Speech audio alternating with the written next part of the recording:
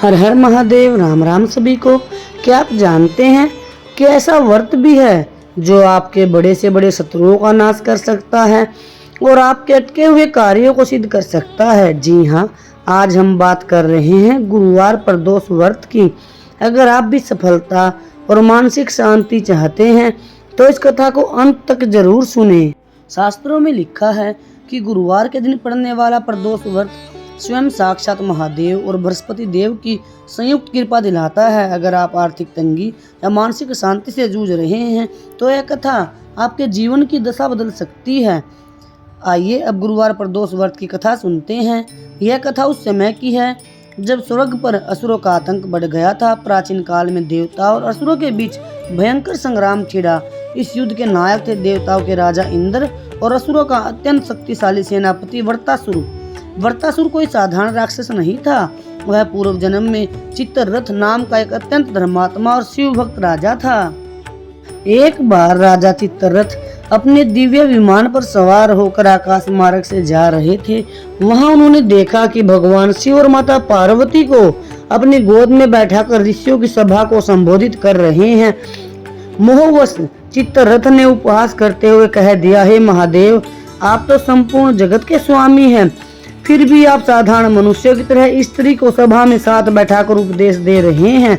यद्यपि महादेव शांत रहे परंतु माता पार्वती को यह अपमान सहन नहीं हुआ। उन्होंने चित्ररथ को श्राप दिया, अरे बेईमानी, तूने साक्षात महादेव की स्थिति पर प्रश्न उठाया है। जा, तू अभी इसी राक्षस योनि को प्राप्त हो। इसी श्राप के कारण चित्ररथ वृत्तासुर नामक राक्षस बना।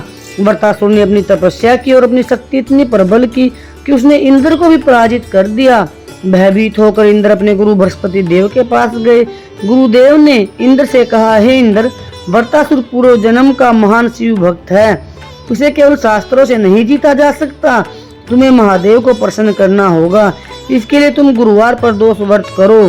गुरुदेव की आज्ञा मानकर इंद्र ने विधि विधान से व्रत रखा। उन्होंने प्रदोष काल में भगवान शिव का जलाभिषेक किया और प्रार्थना की। महादेव उनकी भक्ति से प्रसन्न हुए और उन्हें वृत्तासुर पर विजय प्राप्त करने का वरदान दिया। अंततः इंद्र ने वृत्तासुर का वध किया और स्वर्ग पर पुनः देवताओं का अधिकार स्थापित हुआ। आइए अब इस व्रत के लिए पूजन विधि और नियम जान लेते हैं। प्रातः काल सुबह स्नान के बाद पीले वस्त्र धारण करें। गुरुवार के कारण पीला रंग शुभ है। सूर्य देव को जल दे और व्रत का संकल्प ले। संकल्प में आप भगवान शिव को अपना एड्रेस दें और आपकी जो भी इच्छा हो, मनोकामना हो, वो भगवान शिव को बताएं। प्रदोष काल शाम का समय होता है। सूर्यास्त से 45 मिनट पहले दोबारा स्नान करें या हाथ पैर धोकर स्वच्छ हो जाए। उत्तर या पूर्व दिशा की ओर मुख करके बैठे। एक चौकी पर शिव परिवार की प्रतिमा या शिवलिंग स्थापित करें। शिवलिंग पर सबसे पहले जल, फिर दूध, दही, घी, शहद और अंत में फिर से गंगा जल अर्पित करें। शिव जी को चंदन का तिलक लगाए। गुरुवार का दिन है, इसलिए पीले फूल, पीला चंदन और बेसन के लड्डू का भोग लगाना अत्यंत शुभ होता है। घी का दीपक जलाकर कथा करें और बाद में कथा संपूर्ण होने के बाद भगवान शिव की आरती अवश्य करें। अब इस व्रत के नियम क्या हैं? ब्रह्मचर्य का पालन। व्रत के दिन मन, वचन और कर्म से शुद्ध रहना अनिवार्य है। यह व्रत निराहार रखा जाता है, लेकिन स्वास्थ्य ठीक न होने से शाम को पूजा के बाद फलाहार, दूध, फल ले सकते हैं। इस दिन अन्न और नमक का सेवन वर्जित है। इस दिन कम से कम बोलना चाहिए और मन ही मन ओम नमः शिवाय का जाप करते रहना चाहिए। आइए अब भगवान शिव की आरती करते हैं। ओम जय शिव ओमकारा प्रभु हर्षि ओमकारा ब्रह्मा विष्णु सदाशिव अर्धांगी धारा।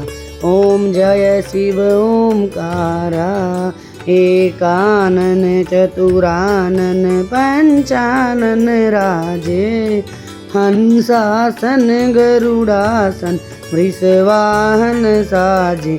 ओम जय शिव ओमकारा दो भुज चार चतुर्भुज 10 भुज अति सोहे। तीनों रूप निरखता त्रिभुवन जन मोहे। ओम जय शिव ओमकारा अक्षमाला वनमाला मुंडमाला धारी। चंदन मृगमद चंदा भाल सोहे शुभकारी। ओम जय शिव ओमकारा श्वेतांबर पीतांबर बागंबर अंगे सनकाधिक ब्रह्माधिक भूताधिक संगे। ओम जय शिव ओमकारा करके मध्य कमंडल चक्र त्रिशूलधारी सुखकारी दुखहारी जगपालनकारी।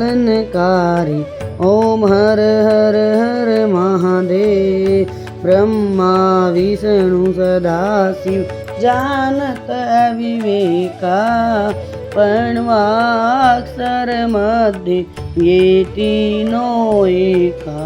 ओम जय शिव ओमकारा त्रिगुण शिव जी की आरती जो कोई जन गावे कहत शिवानंद स्वामी मन वांछित फल पावे। ओम जय शिव ओमकारा। ओम उमा महेश्वराय नमः ओम उमा महेश्वराय नमः ओम उमा महेश्वराय नमः।